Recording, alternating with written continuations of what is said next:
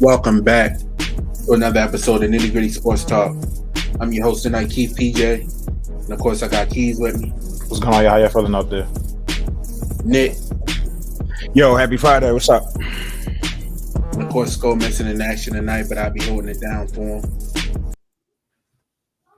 Finally here, fellas. Super Bowl 58, Sunday live in Las Vegas. San Francisco 49ers first.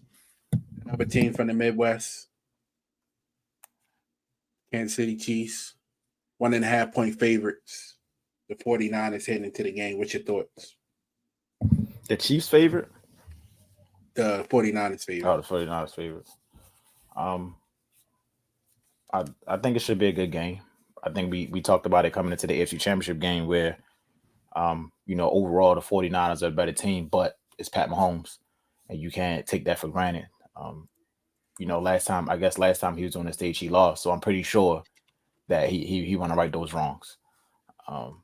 So I expect a good game, but I also expect the same way the Ravens did run the ball, San Francisco will run the ball. They gonna keep pounding the ball. They're gonna keep running the ball until they can't run the ball no more. But it should be a good game. It definitely should be a good game. I expect the 49ers to take advantage of the tight coverage that the Kansas City play. It's gonna be a lot of double moves. There's gonna be a lot of screens. There's gonna be a lot of everything underneath. Because I think Kyle is small enough, and I think coming to this game, who has the most pressure, I feel like it's definitely Kyle Shanahan. He has to win this game.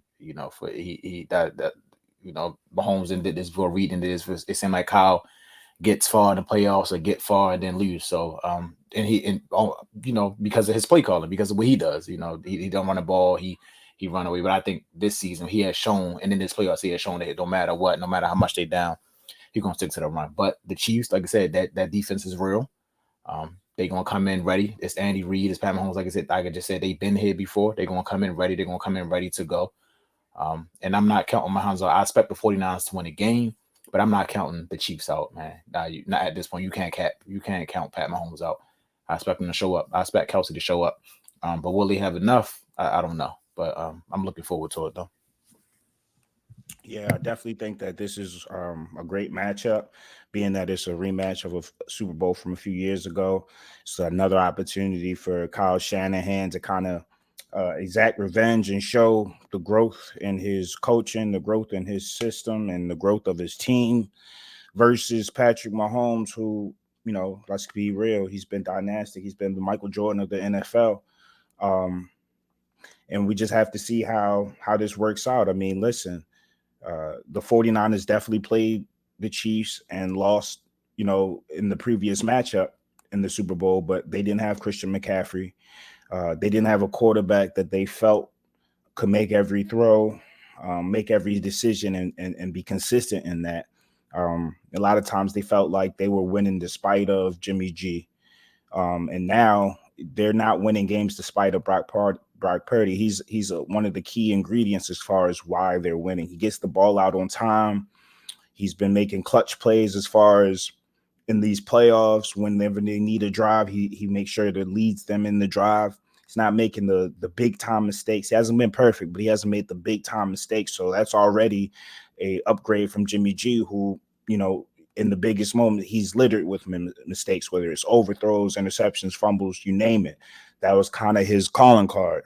So you add that portion of it in, plus Christian McCaffrey, somebody that you can entrust with the ball 20 to 30 times in any given game, and you know what he's going to do with the football. He does it every single game. He's done it since he was a rookie in this NFL. So that's going to be a challenge for the Chiefs. Obviously, the Chiefs come in with the confidence that they can beat the 49ers, the experience in beating the 49ers. You come in with a two-time Super Bowl champion quarterback.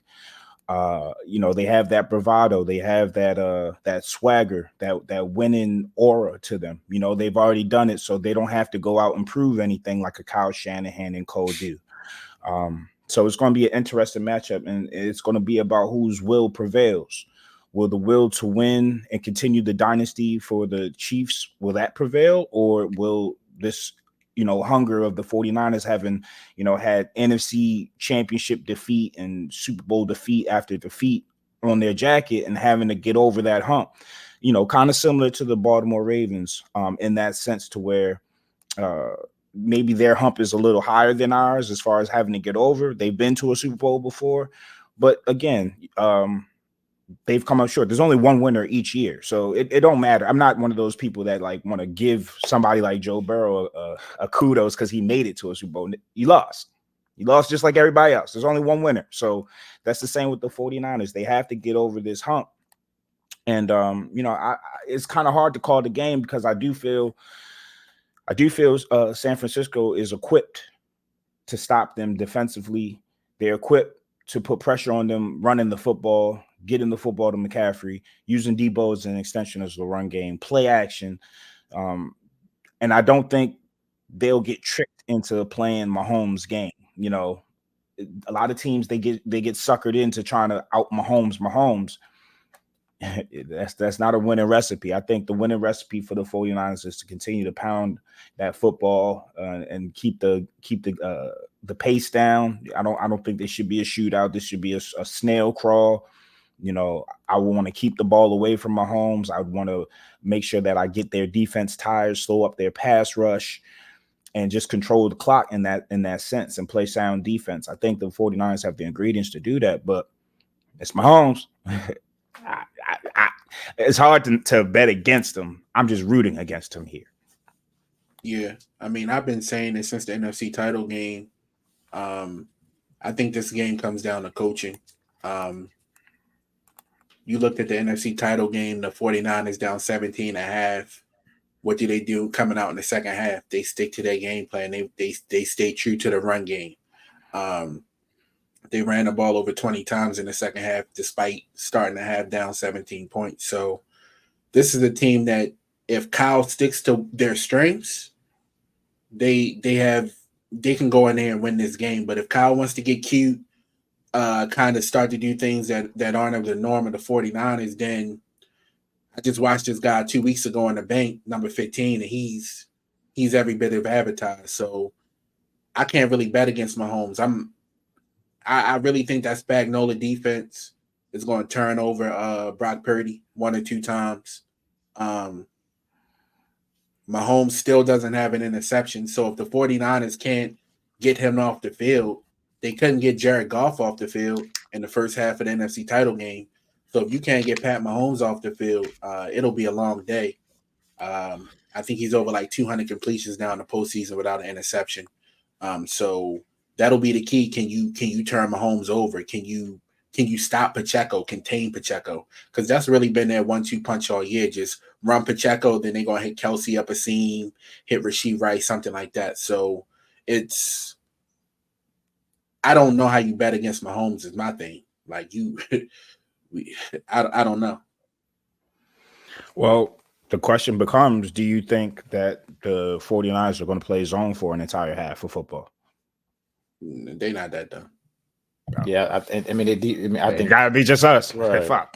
I mean, and they called the defense out. Wilkes, they on the defense saying they was very lackadaisical. They on record saying they was very lackadaisical against the Lions, and they wasn't paying attention to details. So I expect that defense to play much better. And then San Francisco, I mean, this would be number 8. They'd take over the overall lead. So that's I mean, I'm pretty sure they plan for that. They won't be stuck at 7 championships no more. But yeah, I don't think San Francisco is going to get outside. Defense been looking like a days ago all playoffs. It looked kind of like a days ago against Green Bay. Yeah, I mean that's why they called him out. That's why he went to the media and called them out the way he did. And Greenlaw and them said they hear the message. They're gonna play better. We'll see. Like I said, I echo both of y'all messages. I echo the message that the Ravens had. Like it's Pat Mahomes. It's gonna be hard to beat him. Because at this point he wants another Super Bowl. Like he's playing this game for his legacy. Like he wants another Super Bowl. It's gonna be tough to beat him. But we'll see what the game. I'm interested to see what the game plan that San Francisco will come out with. As far definitely defensively, see are they gonna blitz him? What are they gonna do? They're gonna sit back, and then once again they're gonna run the ball.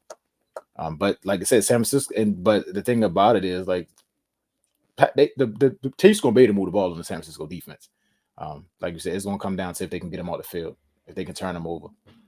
But they definitely they're gonna be able to run the ball against them. The Lions was able to run the ball against them, and for a couple, if it wasn't for a couple of Gibbs fumble and a couple of Campbell fourth down going for it, we talk about a different outcome there. So they're gonna be able to move the ball against the 49ers defense. This game will come down to turnovers, and it's Pat Mahomes gonna be Pat Mahomes, and we've seen time and time again that he is Pat Mahomes. Definitely, and I mean we talked about it, the Chiefs' run defense and how they gave up 182 yards to Buffalo, Cook and Josh Allen. I'm looking at Christian McCaffrey, and I'm thinking, if James Cook went out there and did that, I'm thinking barbecue chicken if you stick to the game plan with Christian McCaffrey and give him his 20-plus runs a game, give him a couple touches in the pass game. Just playing devil's advocate, if that's the case, and the 49ers are stuck in a shootout with the Chiefs. Well, I mean, to Buffalo, in fairness to Buffalo, I mean, they were one of the best running teams all season. They just were brain dead the first half of the season. They chose not to do what they were good at, right? So yeah, that's been their thing. That's but once they figured it out, and they were kind of lethal in that regard. One thing about San Francisco is I don't think they need to figure it out. I mean, experience is the greatest teacher, and there's only some coaches in the NFL that refuse to adapt to failure, right? I don't know if Kyle Shanahan is one of those coaches. I can name one of those coaches, but I'll chill. But I think losing that Atlanta at 28-3, I think that shit stings, right? I think that shit burns him up. Every time he looks in the mirror, it burns him up. They were up 20-10 against the Chiefs in the Super Bowl too, and they can let him come back and win. That shit burns him up. Burns him up. And you saw how that failure might have led to last game against the Lions, where they're down multiple scores. He don't care. We're gonna stay patient. We're gonna play our game. We're not gonna panic. We're gonna show some poise. And I think that sent a message to the rest of the team too, as far as just giving them confidence. Like in any situation, you got to remember the 49ers hadn't been playing from behind a lot this entire season. So to be able to do it twice in the playoffs against quality teams, quality offenses, young offenses, you got to tip your hat to that. I think the Chiefs should be favored. I'm kind of confused as far as why the 49ers are favored, even though it's very slight, right? It's a coin flip pretty much, but I would have gave the nod to the experienced champions in this regard. But again, I do think there's value in a coach that has to call the plays, not just has to designate things to his coordinators and rely on them. Somebody who has to put that on his jacket, like, I got to call these plays to make shit shake. I think it burns him up, seeing winnable games just disappear and him being part of the reason why, because he didn't stick to what he did best. So I don't expect that to be an issue. And if that's not an issue, they have a chance, a good chance, but we'll see. So what about Purdy? He leads the league with 142.0 passer rating on throws more than 20 yards down the field, including 9 touchdowns, no interceptions. Kansas City's defense, though, ranked 6th in that category, allowing a rating of 67.3 on deep passes. You think Purdy will be able to stretch the field on this defense? It's going to depend on the run game. It's going to depend on how, if they getting chunk plays in a run game where they sucking that defense up, but if they limiting Christian to 3 and 4 yards a carry, no, it's going to be hard. That secondary proved who they are. That secondary proved all year. They definitely proved in the NFC Championship game. It's going to be hard to throw the field on them. But also, I mean, it's a different offense, so the route combinations are going to be different. People run wide open in this. It's the same thing we talk about when we see Green Bay. These receivers run wide open in these offenses. So we're going to see, what type of route trees they run or whatever to get open. But initially, I don't think so. But if they be able to run the ball a little bit and suck in them linebackers and bring them safeties down, yeah, they're going to be able to throw the ball. They definitely going to be able to throw the ball. And I think it's important to remember, I mean, the 49ers average almost 7 yards on first down. So if they can stay ahead of the sticks somewhere where we struggled in the AFC title game, you may be able to keep that Kansas City defense on their heels.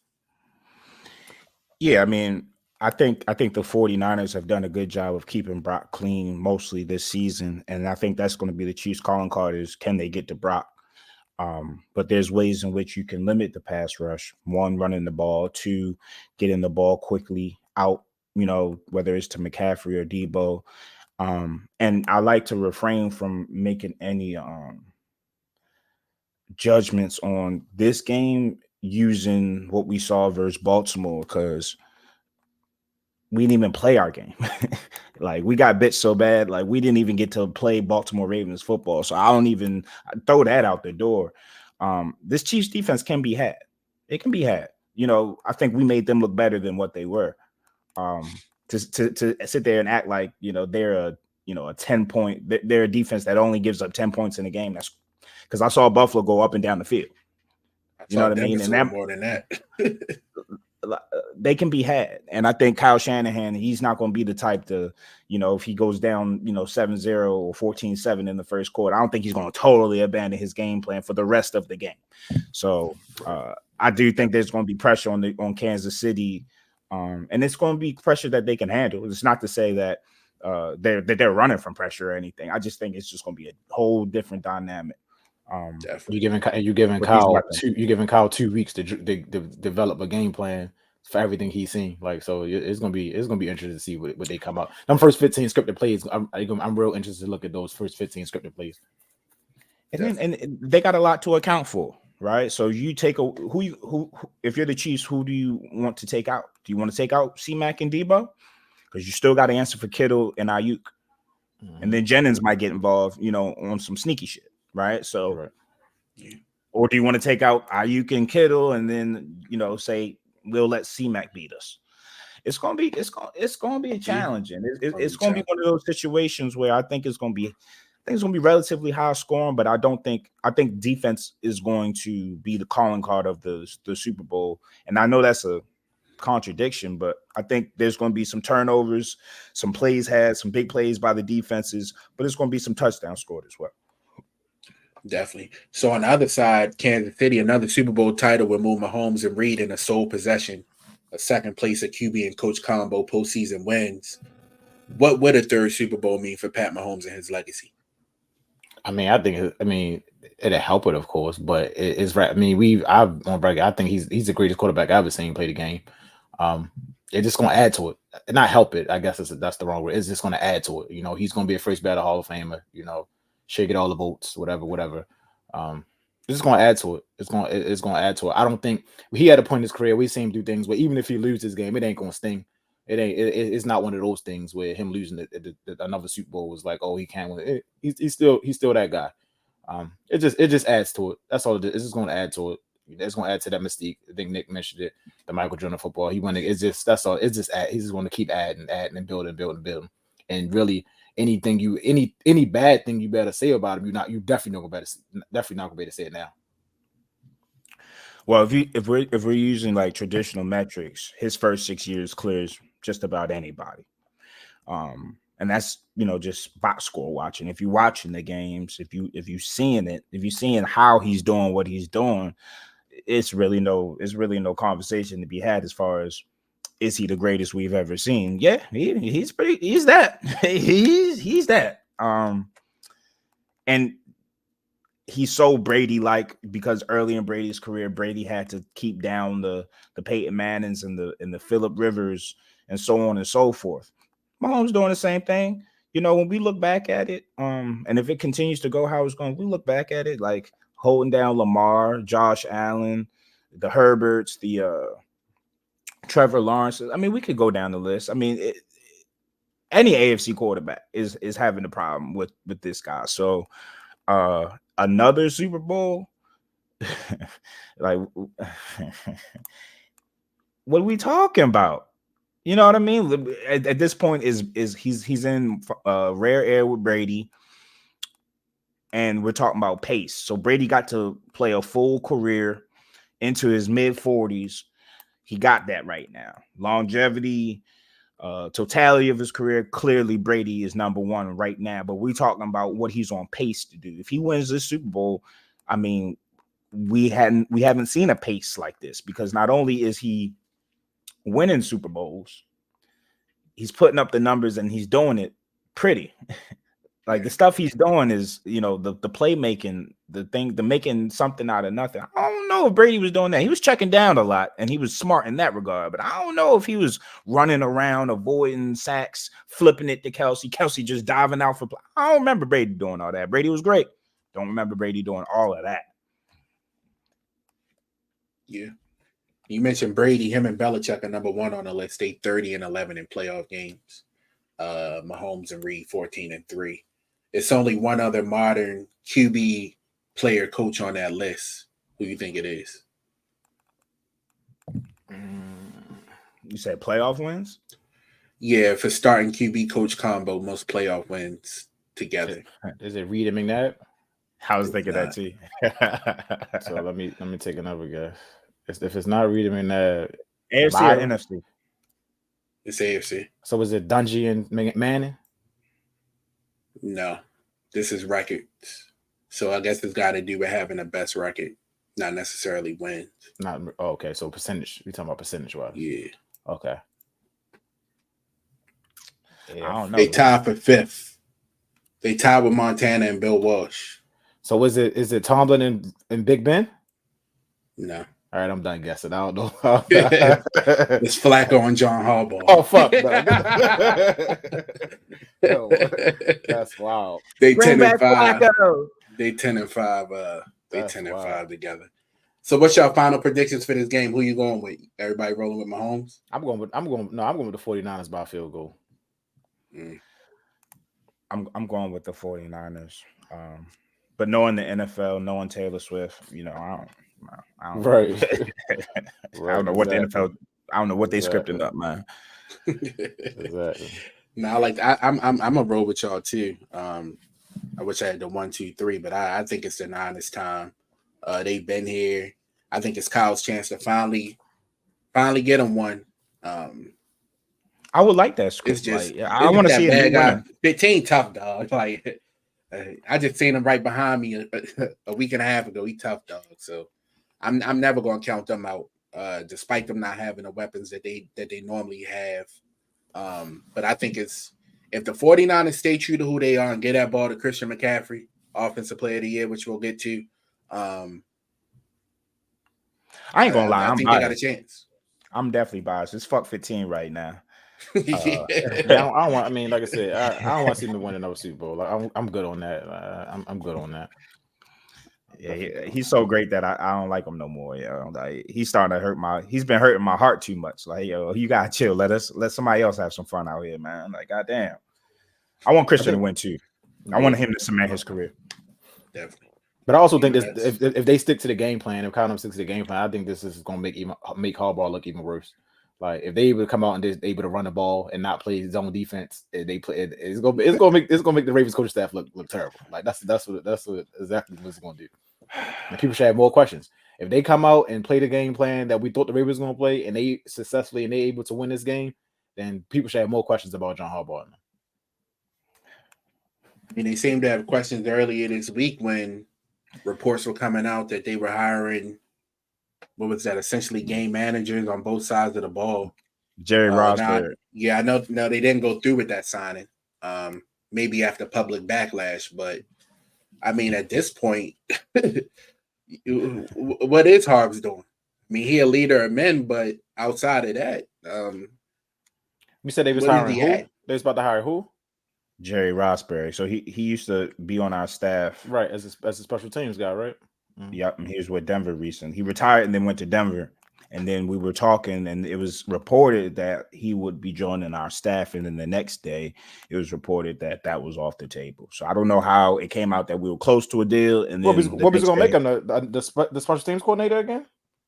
He was going to make him it was going to be a new position. You know what I mean? The offensive game manager, wasn't it? It was a game management coach. Yeah, quote unquote game management coach. Didn't he sign with the chart? Didn't he go to with the other one? I'm not sure if he's gone with anybody. I know he was supposed to go with us earlier in the week. Oh, right. I haven't heard if he landed with anybody though. People started to kind of publicly, I mean, at least on Twitter, at least they had some thoughts about that, and then it's kind of weird, right? to announce that and then to walk it back the next day, and the fact that you A felt game you had management coach is crazy. it's crazy. Like a game management. What's the head coach? What's the head coach for? That literally means you can't manage the game. And Jerry Westbrook would have been telling them, or a game manager coach would have been telling you need to run the ball, instead of the head coach saying we need to run the ball. Like, get John Harbaugh out of here. It sounds like somebody else to blame when things go wrong. Right. Yeah. Mm-hmm. But yeah, get Harbaugh out of here. Definitely get him out of here, because it is, like I said, it's still them game plans. If they was approved by him, which they had to be, is still ridiculous. They still ridiculous. 2 weeks later, they still ridiculous. The pain of the loss has not dissipated, because we feel like we didn't give our best shot. We didn't play our game. Mm-hmm. It felt like I was watching a team that I was not familiar with. Oh yeah, they didn't play. They literally didn't play that. Even in the games they lost, even when they played the Steelers and lost, even they played the Colts, they still didn't play that well. They still was able to run the ball. They still ain't come out with no crazy zone defense. You know, the Steelers game, they got beat in man.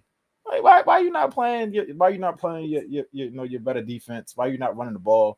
The fact that Gus and them only had the 6 carries, but we don't gotta get into all this whole. We all know how I feel about it, but and then you lose, and then the defense. You got a new defensive coordinator, but the defense, it has to take a step back. You know, like, this is first year calling plays. It's going to take a step back. So it's like, now, what do you do from here, as far as they just blew opportunity because they didn't. I can see if they played the game plan, they still lost. We wouldn't feel this way, but that's not how we feel. We feel like y'all didn't even, y'all let one get away. Y'all let one get away.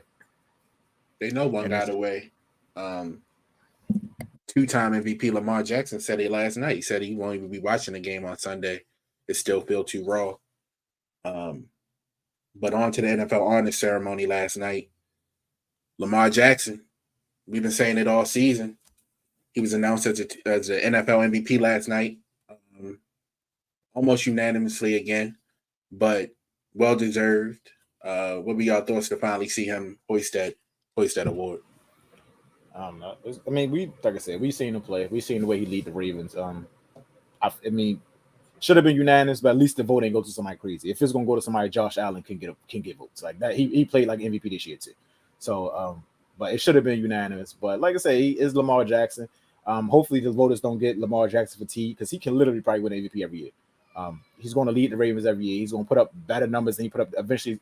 His throwing numbers, his pass numbers eventually going to go up. They're going to get higher. I just hope the voters don't get fatigued, but it's good to see. I had the list, but people that win multiple MVPs, he's greats. You talk about the likes of Brett Favre and Joe Montana, it's different. He's in a rare air now. It's different. It's very, very different. But yeah, he definitely deserved it. You could tell if you got 49 or 50 votes, then you definitely deserved it. Yeah, starting off, congratulations to Lamar Jackson. Well deserved. I definitely agree. It should have been unanimous. I think he wrapped up his MVP late November, early December. So for that to be said, for you to be have well regarded and well known as the person who's going to be named MVP, I think that's as unanimous as you can get. I do think just to be a contrarian to vote elsewhere, it's kind of silly. I don't mind the Josh Allen votes. I don't mind, voting for Christian McCaffrey or whoever you wanted to vote for. But when we talk about first place votes, right. I don't know, man. But I agree with Keys. Allen was deserving. I just don't think this year you could have made an argument about anybody else being MVP. As far as over Lamar Jackson. Not saying that they didn't have MVP caliber seasons, just were they over Lamar Jackson? I don't got it. To your point though, Keys, about multiple time MVP winners, he's in definitely rare air. And he's in rare air because he's the only person out of those people with multiple MVPs that don't have a Super Bowl on their jacket. Yep. So we're going to have to get that corrected. I'm looking at the list now, and he is the only one. Tom Brady, Jim Brown, Brett Favre, Pat Mahomes, Peyton Manning, Joe Montana, Aaron Rodgers, John Unitas, Kurt Warner, and Steve Young. The only one without a Super Bowl. Everybody named got a Super Bowl.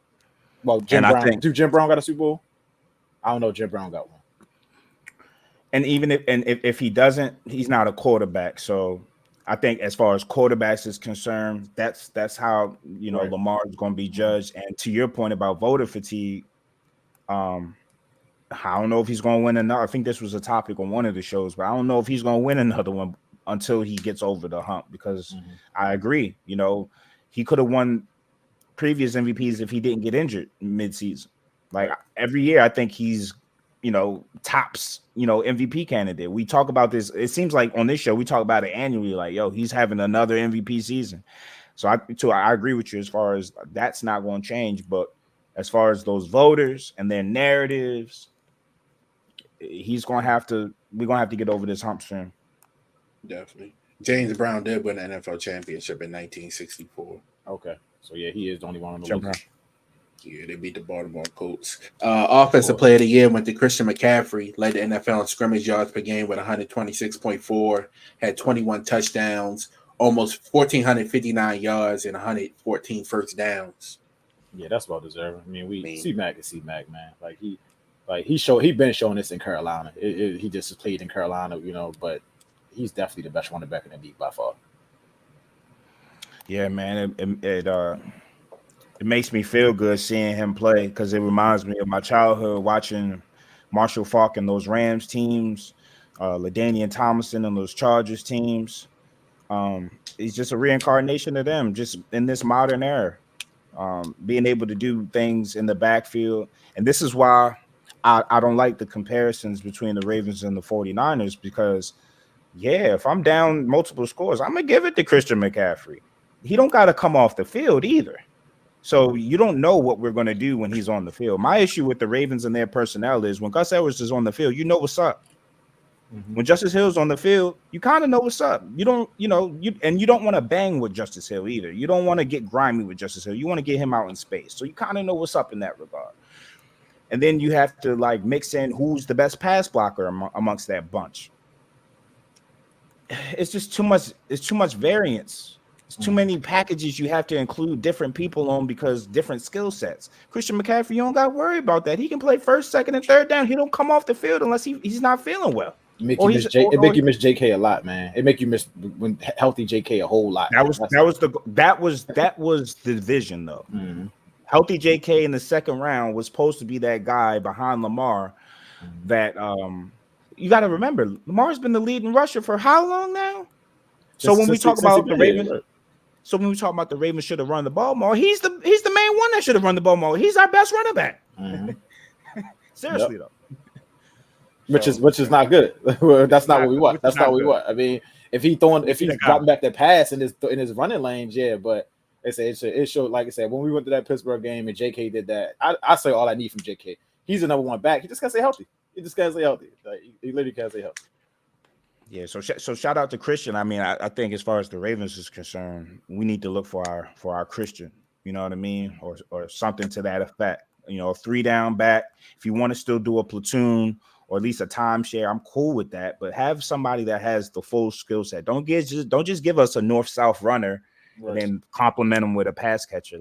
Give me somebody that can do both. If you want to mix them in with somebody, cool. But nobody should be able to determine what we're going to do pre-snap just by the personnel. Exactly. Definitely. I agree. Myles Garrett was awarded with his first NFL Defensive Player of the Year honor. Where you at, Skull? Yeah. A lot of Steeler fans out here crying about it. Despite him ranking 7th in sacks in NFL, he spearheaded the NFL's best regular season defense. I mean, that's what it is. That's what because he was in that best defense. If you look at this, if we just strictly going off stats with Skull Love, then of course it would be TJ. But he was the best player on the number. He was the best player on the number one defense. And he had a great start to the season. He kind of fell off towards the end of the year. He didn't make a lot of noise towards the end of the year, and then you get blown out in the playoffs. It kind of put a damper on it, but he was well deserving. He wrecked a lot of games this year. He was definitely well deserved. I'm not going to sit here and say TJ should have won. TJ did.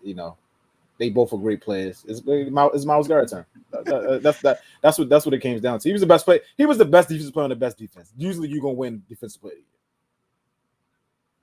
And he also, these are new stats. It's 2024, so they come up with new stats all the time. But Myles Garrett led the league in almost sacks. You know what I mean? And that's I mean he got pressures. He was consistently a force, and whether that's on defense and special teams, like he was just making plays all over. I'm reading an article too that said they were Steelers fans on social media videotaping themselves crying. I'm like, all right, y'all gotta get y'all priorities straight. Y'all got Kenny Pickett and Mason Rudolph and Ryan Tannehill about to have a QB competition. You worried about who wins NFL honor? Right. Like, Yeah, come on. I mean, he faced the third most double teams too, but oh well. CJ Stroud was awarded Offensive Rookie of the Year. Finished the season with 4,100 passing yards, third most for a rookie in NFL history behind Andrew Luck and Justin Herbert. I think we all were in agreement with this one too. Yeah, no surprise here. Yeah, that's no surprise. He well deserving, and I'm looking forward to year 2 out of CJ. Yeah, I didn't realize he led the league in touchdown to interception ratio either. So, yeah, sky's the limit for him. Should have better record. He would have been in an MVP talks. Yeah. If Tank Dell didn't get hurt, Right. he might have won enough games to make that a conversation. Definitely. His counterpart on the defensive side, Will Anderson Jr. was announced Defensive Rookie of the Year.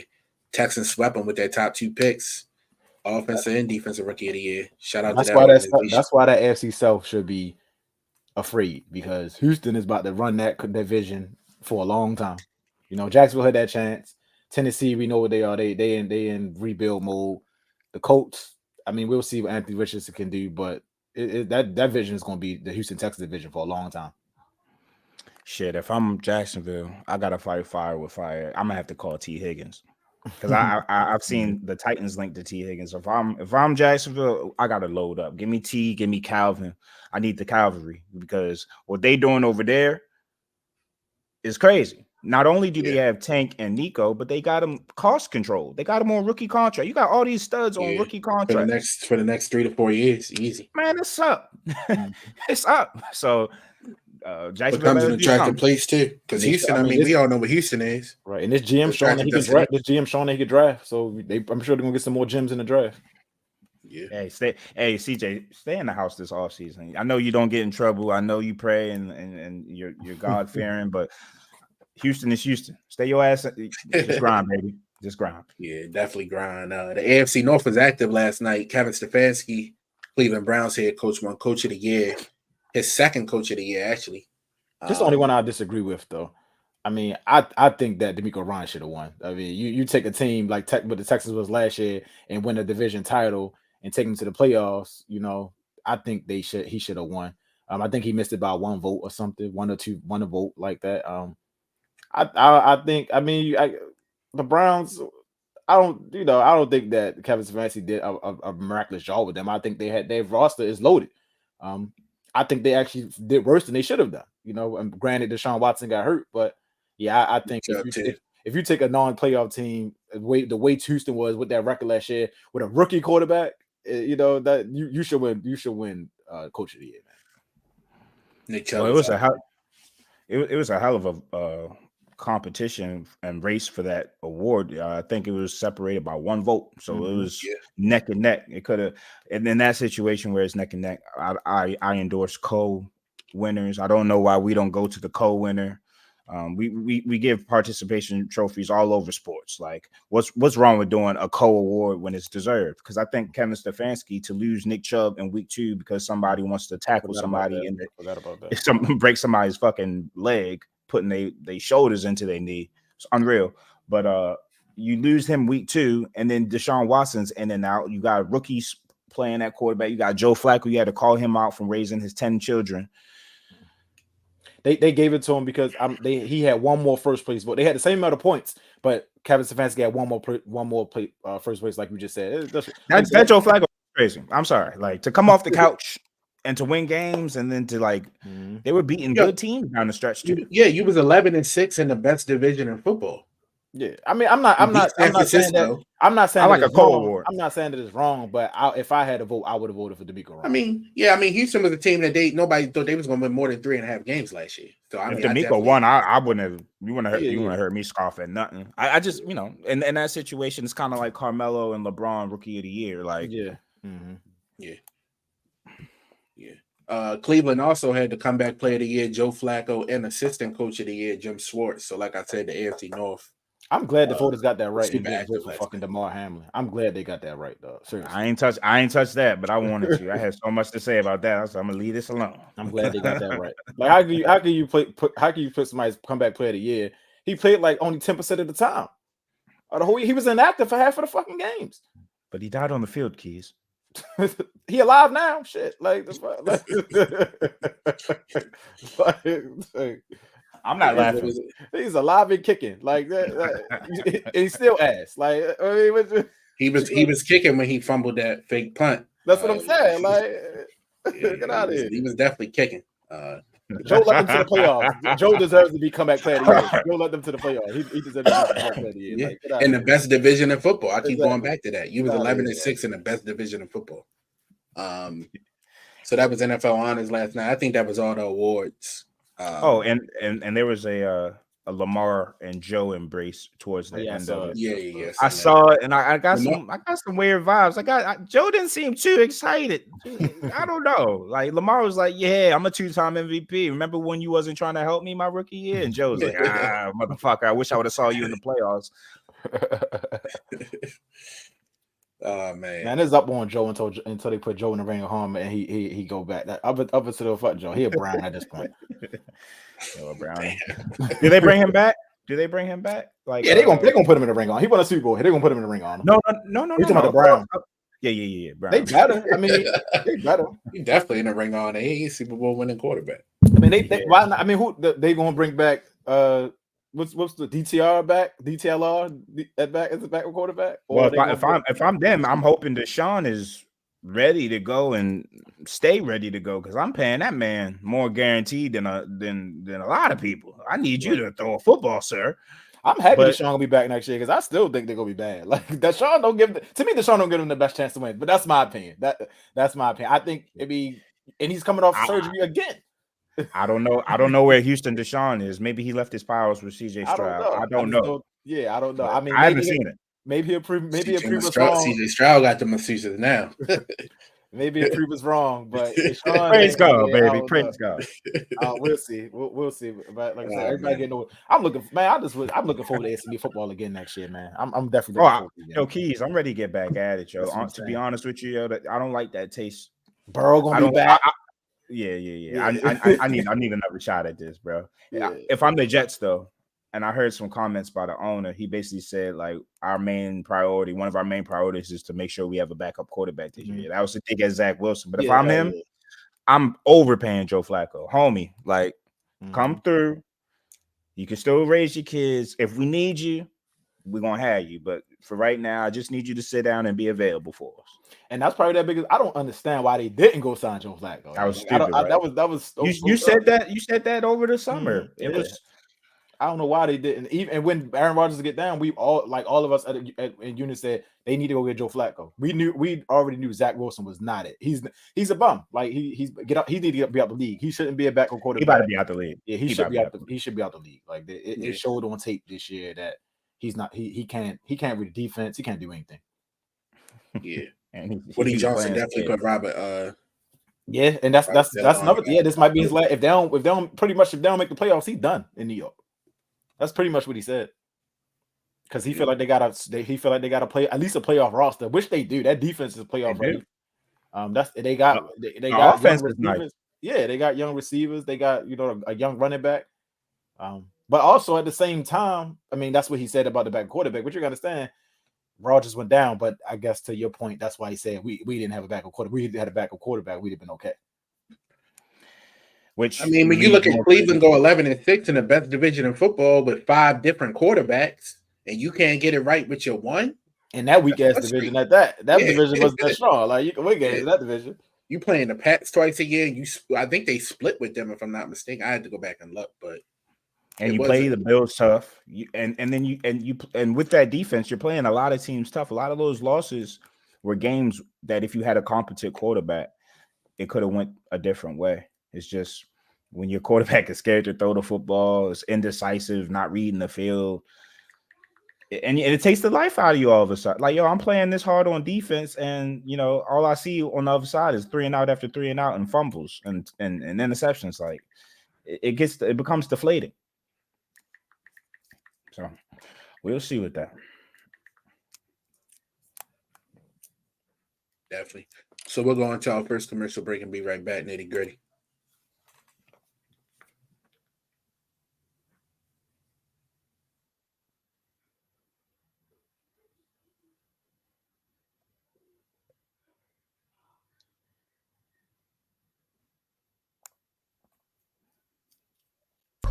What happened to that boy?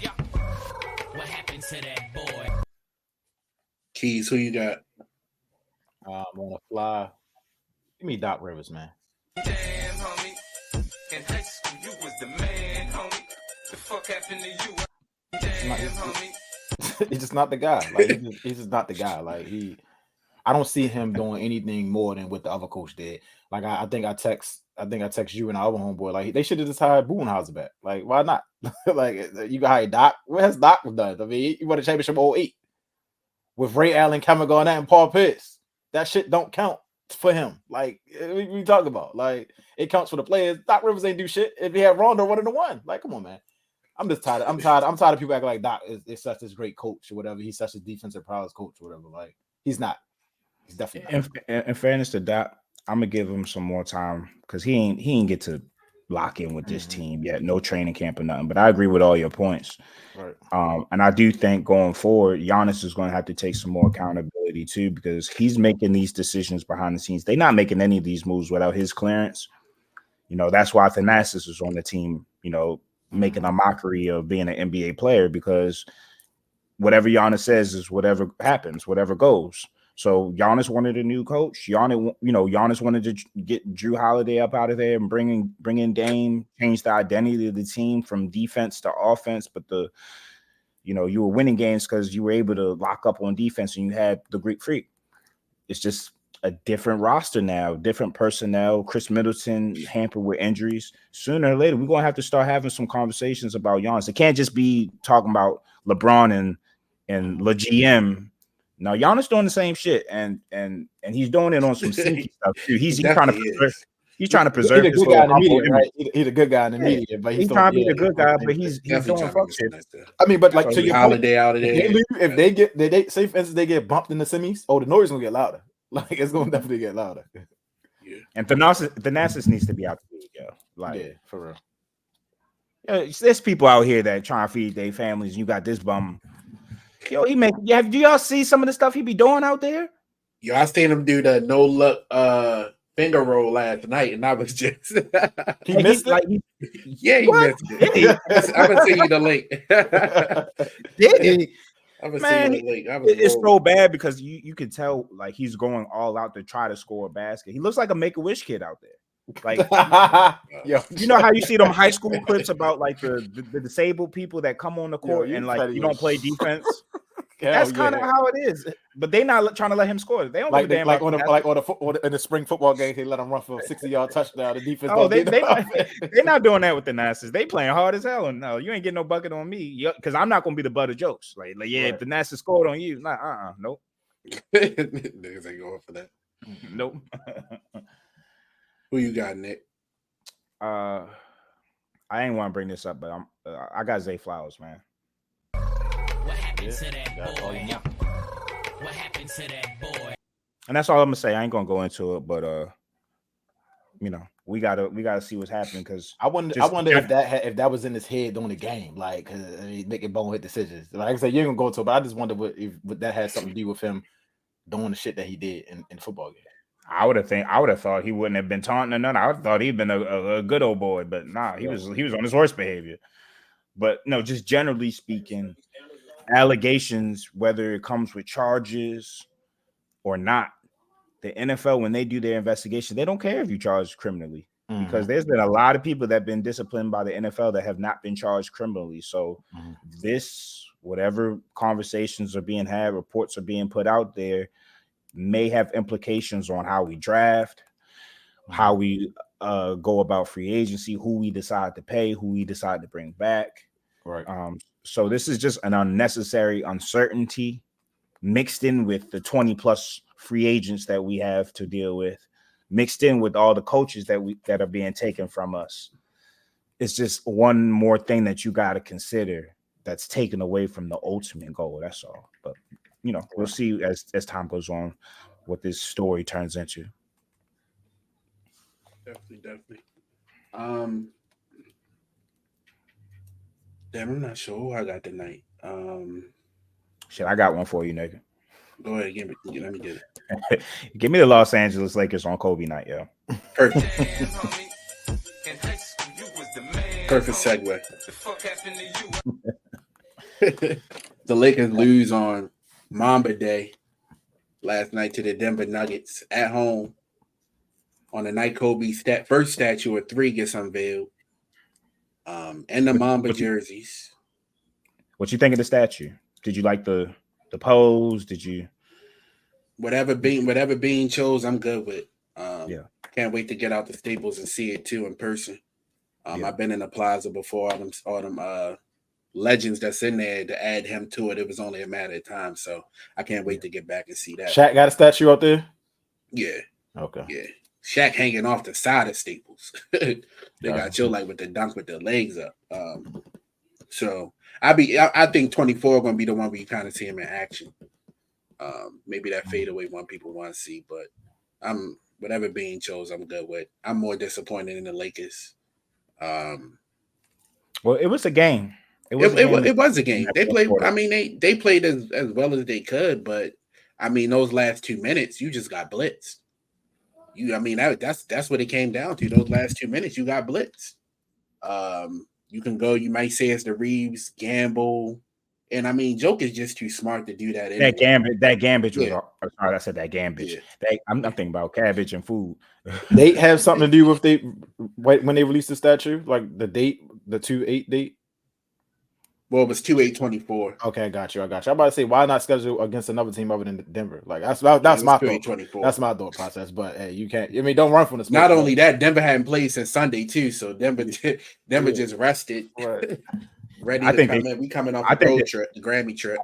I think they should stop trying to like create that rivalry because I know like last year it was a Western Conference Finals matchup, but yo, fam, the Lakers can't fuck with the Nuggets, and that gamble that you referred to, I thought that was a horrible play that changed the entire complexity of the game. It helped me win my parlay, so I appreciate you. Thank you. Jokic got his ninth. You need the supporter. I needed that knife assist, baby. Oh, that knife assist. It was cutting it close. I'm like, oh my God, Jokic, give the ball to Jokic, and I wanted him to pass it, and he did that for me. But it was just a stupid gamble. Like you acting like Jokic ain't used to, like he don't got eyes behind the back of his head. Like yo, he's a 2-time MVP, bro. Why are you gambling and then leaving the shooter? And the thing was, he was at the top of the key. Jokic was at the top of the key. He wasn't even at the 3-point line. If Jokic does some amazing one-leg shot, or if his slow ass is taking it off the dribble against you and forcing up something, I'll take that over Michael Porter Jr. spotting up wide open. Like and that's again one shot in the NBA. Yeah, he had already hit three in the game. Like he was having a game. He finished with 27. Who took the Not gamble? leaving that open. I think it was Reeves. Okay. Reeves took the gamble. Reeves so damn up and down, man. Like that's he one day you play like you do against the Knicks, go off, and then next game nigga score 7 points. Like he was up and down last night. He was missing some shots, but in the fourth quarter he hit a couple big shots. He hit that 3 to tie it. And then after that we just ain't do nothing. They blitzed us. Jamal Murray and then Michael Porter hit the shots and Jamal Murray he see blood when he played when he playing the Lakers. Like he made the All-Star team. He did. See, remember I brought him up. I brought him up. He hasn't been an All-Star in his career, if I'm not mistaken. Listen, since we're so progressive in the NBA and we change all the rules, we got play-in teams, we got fucking, this and that. In season 20. In season, can we expand the All-Star game rosters? It's not a big deal to say 2 or 3 more slots on each side of the court. They're not playing for real anyway, so you can limit some people's minutes and let everybody shine, bro. Like we really don't have to do it the way we're doing it with all I feel like these it should be snubs. There's 15 a on lot each of people. side. It's a How lot many of is it people on getting each side? snubbed. So what is they it's 12 on each side? I think it's 12. I think it should be like Yeah, I 15. mean 15 not a bad number. You add 3 more people and you can easily add Trey Young that like he's deserving. You can add somebody else from the East that's deserving. You can definitely add Fox and Yeah. I mean, Trey Young ended up and making Murray. it Who out? Who out? because Randall out and Okay. And B. Right. So him and Scotty Scotty Barnes. Barnes. Okay. But then, Scotty Barnes having a good year. Scotty Barnes is having a good year. And to this point, you can use an expanded roster to start highlighting the younger generation. We keep talking about who's going to take the reins from the older superstars, and we're not even like highlighting some of these players that are fringe all-stars. You know what I mean? We got to get some of these young pups in there and get them that visibility on these all-star platforms. Yeah, we're having a good year, a good solid rookie season. Who we talked about, like we had questions about Brandon Miller. He's playing really well. He's playing really well. And we had a lot of we ain't like the pick first. None of us like the pick, and then we was wondering what was he going to be in the NBA. But he's solid. Like he gets some strength on him. He's the typical NBA wing. Now he can shoot the ball. He can play defense. He can put the ball in the ground. So his game is NBA ready pretty much. Just gotta get stronger. You just gotta hope he in an immature situation, so you just gotta hope he grows properly too. That's the one thing I'm skeptical about, is not to question what I see. Is just I've seen people get shots up on bad teams. Right. Now he's not a volume scorer per se. He has good percentages on his attempts, so he's showing the skill and the proficiency there in his scoring. But I've seen Zach LaVine in Minnesota before. You know what I'm saying? Like, right. Yeah, that's definitely a good example. He's smooth as shit. He's a young Paul George by the looks of it. Definitely. Yeah. It was a bright spot for me last night, Nick, and I've been waiting for him to get him some minutes. But Jackson Hayes, I love that little chase down plug off the He's just a spark plug off the bench. Can give you some minutes, long. Athleticism. Yeah. So need that. Who taking his minutes right now? Who getting minutes? Who getting all the minutes over him? I mean, of course, AD getting them, but who else? Who else are you playing?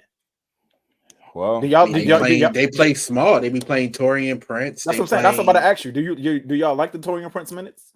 No. I mean, come on. I don't like Torian Prince. What's the point there? I mean, what's the point? Like, I mean, you would have to ask Darvin Ham. How many minutes is Rory playing? How many minutes is he playing? Should he play more or should he play less? I mean, you would think he'd be on the floor more given his youth, but he don't. Yeah, I mean, he play. You look at Jackson Hayes. He's never played more than 20 minutes a game in his career. So, not saying that he can't do it. It's just you got to ask the questions why. But I think next to an AD, next to an AD, and AD's proclaiming that he doesn't want to play the five. I mean, I don't see why you wouldn't want youth, athleticism. And I mean, next to that. I mean, they played Christian Wood too. But we knew Christian Wood was a cone. I don't even know why. Christian Wood is a good floor space, but other than that, like he offers you that on offense, and then on the other side of the court, he's a liability. So it's like it's not a net positive there. It's where they at right now in the stand? They play eighth, ninth. They ninth. Okay. And, the and Lakers? they're like, yeah. Oh yeah. The Lakers are ninth, and they like what 4 or 5 games behind 8. Let me see. Well, they 2.5 behind 8, but they 4 games out of that spot where they don't got to deal with the play-in. Yeah. So 29-23 Dallas, Lakers 27-26. Yep. Gotcha. And I think Dallas got better. PJ Washington going to Dallas. They got rid of Grant Williams, which is a net positive. I didn't know Grant was that bad. Grant is not only is he a cornball, but he's just trash. I mean, I told you about them niggas who go to Tennessee, yo. But I do that. He was feeding off that crowd in Boston, hitting them shots. If he was anywhere else, he wouldn't hit them damn shots other than Boston. Like that's all it was the crowd pumping his ass up. He sucks. Like we been to Grant Williams suck. He is not good. He about to ride in Charlotte. And they got Daniel Gafford too, which That's a good pickup for them. Yeah, that's get a- actually good. to get a 7-foot athletic big man for nothing. Because And Lively you kind back of too, needed right? that. Mm-hmm. You got Derek so, Lively back. they got some depth then. I think that's. I mean, because we know what Kyrie and we know what Luka, what they are. I think this Mavericks team go as far as Tim Hardaway. If he plays well, like he should be scoring 15 to 20 points a night. They need that from him. And some nights he does, and some nights he just be silent. So he just gotta be more low consistent. That's what he That's why I like the PJ Washington move, because he's shown that he can score in the NBA. He has a 7'2" wingspan, so he might seem like, he's 6'7", so he might seem a little undersized as a power forward, but he's long, and that's exactly what the Mavs need. They need length and athleticism. That's exactly what they got. You're not expecting Kyrie and Luka to be defensive stoppers, so the people around them, they got to be able to hit open shots. They got to be able to defend. They got. He don't got create his own shot either now. Luka go find him in the sweet spots where he need the ball at. And that's why I like the Gafford move too, because we couldn't see a lot of that in Washington with the personnel they've had and have. Jordan Poole don't care about basketball no more, so he wasn't throwing the oops. That might be the worst. That might be the worst. I don't know what the fuck is going on. Like, was he that good in Golden State, or is he that bad? Like, what's going on? Because he can't be this bad, yo. He cannot be this bad. You know what happened? The Grim Reaper came and went, man. The Undertaker, man. Draymond came across with the They stole the superpower. Yo in Space Jam 1 and shit. Like, and they saying Dante DiVincenzo stole Clay's superpowers. So Golden State all fucked up right now. Dante, white Dante, Dante been going off. He going off. The Knicks been going off. Yeah. Shout out to the Knicks, and they had a great trade deadline. They gave up literally nothing. I just text Keith from them about that. I said, getting Bogdan is crazy. Like that he's going to if Randall come back healthy, and when Whistling come back healthy, Bogdan might put them over the top. Like that's what they need, because he's a better shooter than Quickly and Grimes. Mm-hmm. Got you and give you some playoff experience, get you a vet in there, and then for to your point, when Randall starts having his playoff meltdowns, you just got another option that can put the basketball in the hoop. Yep. Because Randall's Randall was coming, but they got Brunson now. Brunson stepping into his own. Looking like a superstar. I can't wait to see playoff Randall. Yo, that I can't, because he's gonna average his. It's coming. 11.6 rebounds and shit. Like it's coming. I just hope he's self-aware this year, because in years prior he's still putting up his 20-25 shots. I'm like, yo, chill. Now you got some other options. You don't got to be that aggressive. Trae Young proved that Randall wasn't the guy. Like when Trae Young came in and beat him, he proved that Julius Randle was not number one option. It's not the guy. And don't need to be like that either. They should have a clear hierarchy at this point. Yeah, I mean, we as fans know what Jalen Brunson team. Now we're gonna see what happens when he come back. That's a true. Yeah. What's y'all thoughts on the Cleveland Cavaliers? I mean, they've only lost 2 games this calendar year. I mean, I think that, first of all, I think just a regular season team. Could be, but I think they very well coached. I think they have a lot of depth, and I think they play defense. That's a go-to. And they getting healthier. They definitely getting healthier. But we'll see. Like I said, we'll see when it comes playoff time. These games mean something. As far as seeing, but we'll see when the possessions, just like the NFL players, when the possessions are limited, when the games get shorter, and you got to really pay attention to detail. We'll see. Because I don't know if Darius Garland is taking you over the top. Like I don't know if he's the one running the show. I don't know if you've beaten some of another team. Shout out to the Cavs. Am I a believer? No, but that's why you have playoff games to play and narratives to write. The play on the court is going to write the narrative. Have I ever seen Donovan Mitchell take that step in the playoffs? Hell no, I haven't seen it yet. Don't get me wrong. Remember, he goes down swinging. Right. No, I ain't mean to cut you off, but the Donovan Mitchell I know for the playoffs is when the Kawhi less Clippers came in there and whipped that ass. That's what in Utah. That's what I remember. And Paul George whipped that ass. Paul George. Yeah, they definitely did. Oh damn, yeah, I forgot about him and Joe Ingles. See, maybe I was thinking about them Utah days when he was getting 50 and you know what I mean. Just it ain't walking end well. around. Rudy Gobert, it ain't end well. It ain't end well. He's had a lot of playoff failures. But it's it's not all on him. But I'm just saying, like, I don't know if that roster, the youth on it, the players that are being counted on, I don't know if they're ready to make major noise. I still look at there's a few teams ahead of them that I would think have a better chance. I still don't count Miami out. I do think the Bucks will kind of figure out something and be a semi-competitive come playoff time. I mean, goddamn, you got Dame and Giannis. Y'all got to figure something out. Brook Lopez and Giannis. Brook Lopez and Chris Middleton. You got to figure something out. The Celtics, right? They just got Pat Beverly. Let me see who's in the East. And they just got Pat Beverly. I mean, Boston the 1 seed right now. You mentioned the Heat. Cleveland. Despite all that, the Bucks still the 3 seed. Y'all like Rozier going to Miami? Say it again. You said who? Rozier going to Miami? Tari going to Miami? Yeah, he's in Miami. And Miami. Y'all like that for them? Yeah, I like him being in a winning environment. Okay. I like him playing structured basketball. I like him having to be accountable. I like there being oversight. I just think he's in a good situation for his career. It seems like Hornets. I need LaMelo to be freed soon because I think he's a winning basketball player. I still hate the Warriors for not drafting him. I think that would have been so fire, and would have extended the Splash Brothers kind of window. I think he needs to be saved because he's just learning all these losing tendencies, and I think he's a winning basketball player because he's a playmaker.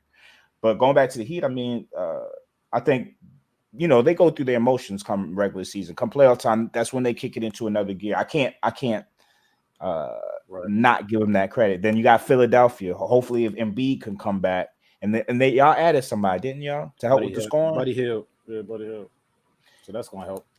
Him next to Buddy. If I can see Buddy next to Embiid, you're trying to double team Embiid, and you got a lot of looks. Yeah. And then Maxey, it just opens the floor out for Maxey to drive and be lethal in that regard. That's going to be a tough team if Embiid can come back and come back. I just got to keep the boat afloat. Indiana, don't know what to make about them, but I look at them similar to Cleveland. Like they might not have they have Halliburton, so they just a young team that I haven't seen make any noise. I don't know if the playoffs. They could definitely upset somebody with that. If all of them play well, Pascal. Like you said, Halliburton and Miles Turner, they play well. They can definitely upset somebody.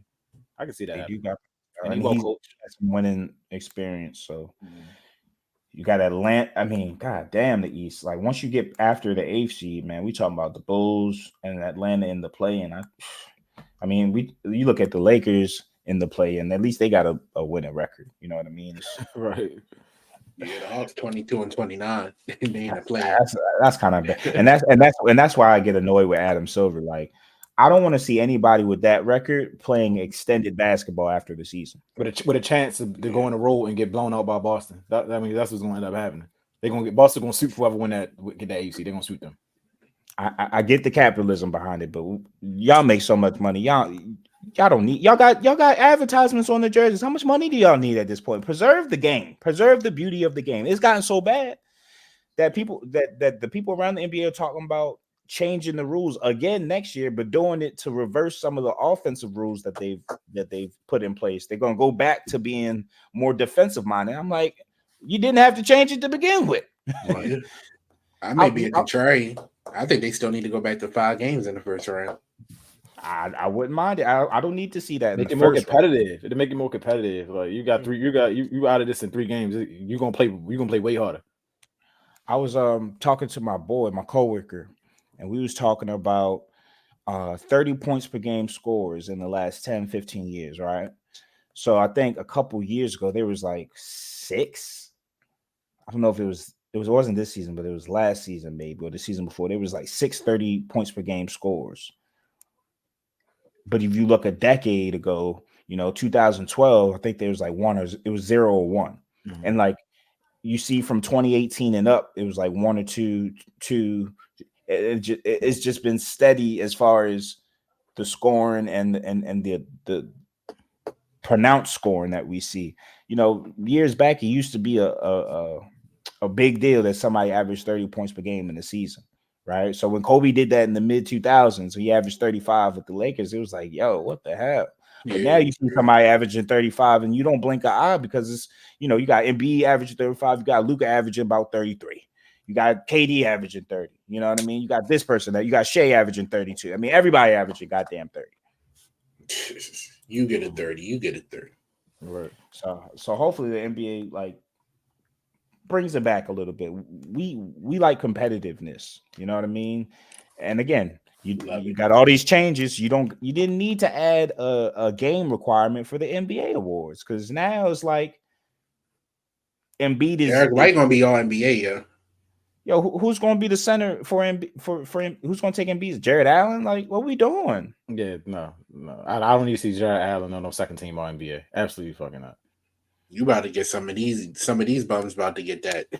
They about to get paid off these awards. Get that stimulus. They about to get paid. Anything else when we get out of here? Nah, I think we covered it. No, baseball, be good. Baseball coming up. Yeah. We'll have some interesting convos coming soon about that. Yeah. I don't think there's any next Friday. Yeah. Not in college basketball this weekend. I'm looking at the schedule. Yeah, I don't think it's no crazy games. Yeah, nothing crazy. Dang, UConn tickets only $13. I should. That'd be lit. I wish I. Would they play Georgetown? Yeah, Capital One tomorrow. But a slide down there. Mm-hmm. But nah, not gonna hold it up no more. I mean, Super Bowl Sunday. Get your bets in. Man, everybody the best of luck with their parlay, street bets, whatever you're doing. If you betting on Gatorade colors and all that, just dial the number. Yeah. If you betting heads and tails, just call the number. Just call in. You're right. Last night on the heels of that 9 assists, man, I was thinking about, yo, this might be my last time betting. Yo, I'm sick of this shit. But as soon as I hit, I'm back at it. Baby. Yeah. You get a shot at that, and you back up. For real. Yeah. But no doubt, we'll be back Monday with another episode of Nitty Gritty Sports Talk. Everybody stay blessed. We'll see you Monday.